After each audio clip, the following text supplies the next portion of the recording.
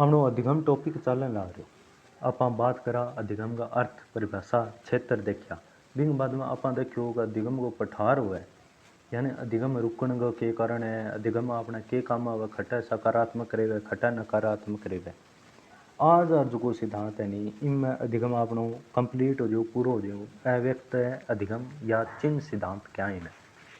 अव्यक्त सिद्धांत यानी व्यक्ति को नहीं करो व्यक्त ना करा जब के वो व्यक्त ना करो ये याद रखो अव्यक्त यानी व्यक्त करे को नहीं तो के करो का टाल दियो जबकि अव्यक्त है तो इंगो जो प्रतिपादक है अमेरिकी विद्वान टोलमैन ने यह सिद्धांत दिया। इन्होंने एक भूल भुलैया के माध्यम से चूहों के दल पर प्रयोग किया। प्रयोग में प्राप्त निष्कर्षों के आधार पर अव्यक्त अधिगम या चिन्ह सिद्धांत को स्पष्ट किया। ओ अण रख्यो प्रयोग आपको यानी कि अण प्रयोग करो चूहा पर चूहा में के प्रयोग करो भूल भुलैया माध्यम प्रयोग करो आप भूल भुलैया देखो अण भूल भुलैया बनाई अण के काम करो कि एक चूहा लिया पहला अण चूहा लिया वो भूल भुलैया कर गए लास्ट में अण के काम करो भोजन दे दियो अण चूहा का दो दल बनाया कितना दल बनाया दो दल बनाया पहले दल ने अण भेजो लाइन लाइन भेजो अण धक्कों भेज तो बोकरियो यहाँ सरका के आगे बढ़ो कहा हम तुम्हारे साथ हैं तुम संघर्ष करो बिया करके आगे बढ़ायो और बन ने भोजन दे दियो अब बन तो भोजन मिलियो दूसरो जो दल होनी बिन लिया बिन यहाँ आगे बढ़ायो लेकिन बिन भोजन को नहीं दियो तो अब बात आ गई अब अन दूसरा प्रयोग करियो कर जके चूहन भोजन मिलियो भोजन मिलियो वो तो के काम करे वो तो अठों जल्दी उड़ जाएगो यानी कि ये जगह है नहीं वो भोजन प्राप्त करने भी जल्दी जाओ का बैठा अपन भोजन मिलेगो लेकिन अब कल अन भोजन को नहीं दियो और जो दूसरो पहले ने भोजन कौन दियो यानी दूसरो जो दलो पहले बारी भोजन कौन दियो वो अब कल करना रहा है कि सद आगे ने हाल करा का भोजन तो देन कौन ला रही हो यानी कि अपन के खान में तो मिले को नहीं अपन क्या ही करा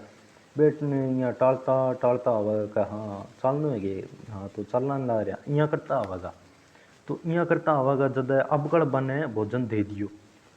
अब तीसरा प्रयोग करियो जखन पहले गेड़े पहले दल ने भोजन दियो वो अब कल टाल करी है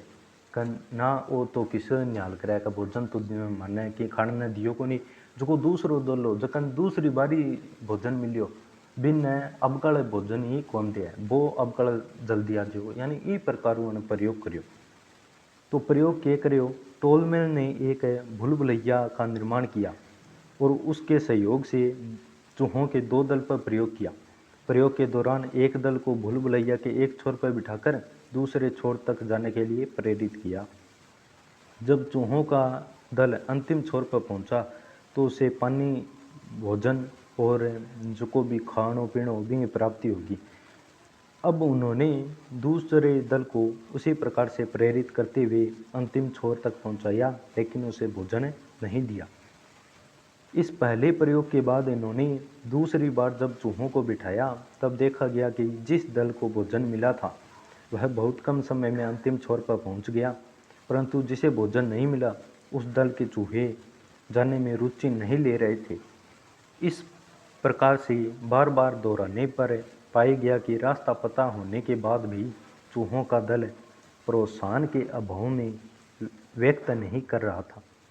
इसी आधार पर इन्होंने सिद्ध किया कि कई बार प्राणी को अधिगम हो जाने के बाद भी वह उसे व्यक्त नहीं करता, इसे ही अव्यक्त कहते हैं। यानी कि इनको सिद्ध सुबात हुआ है कि सारा यहाँ जाना है कहीं मेरो के फायदो है ये काम है। यानी चूहा पर ही देखो कि चूहा क्या खाता जावा क्या बन की खाने न मिले को खाने ना दियो जा क्या मैं क्या जावा आ बात है। टोलमैन के अनुसार कोई भी व्यक्ति जब किसी ज्ञान को सीखता है तो वह अपने मस्तिष्क में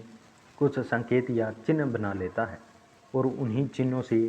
वह विषय वस्तु को स्मरण यानी कि याद रख पाता है। फिर ज़रूरत पड़ने पर उसे स्मृति में लाते हुए उसका नवीन परिस्थितियों में उपयोग करते हैं। इस संपूर्ण मानसिक प्रक्रिया को मानसिक मानचित्रण कहते हैं और यह चिन्ह सिद्धांत कहलाता है। यानी कि एक एक चिन्ह वह अपन कई जहाँ फिल्म हुआ भी हम देखे कह हाँ कह तू ये रास्ता जाइए बैठे वो मिलेगो अरबी राइट साइड हो जी आ चीज़ हुआ नहीं भाई चीज़। अब सिद्धांत की उपयोगिता, इस सिद्धांत में स्पष्ट किया गया है कि कई बार बालक को किसी व्यवहार का ज्ञान होने के बाद भी वह उसे व्यक्त नहीं करता, इसलिए शिक्षक को चाहिए कि बालक को उसे व्यक्त करवाने का प्रयास करें। यह सिद्धांत सीखने में संकेतों के महत्व को स्पष्ट करता है। तो आज अपना टॉपिक कंप्लीट हो गया, अधिगम एक इकाई कंप्लीट है।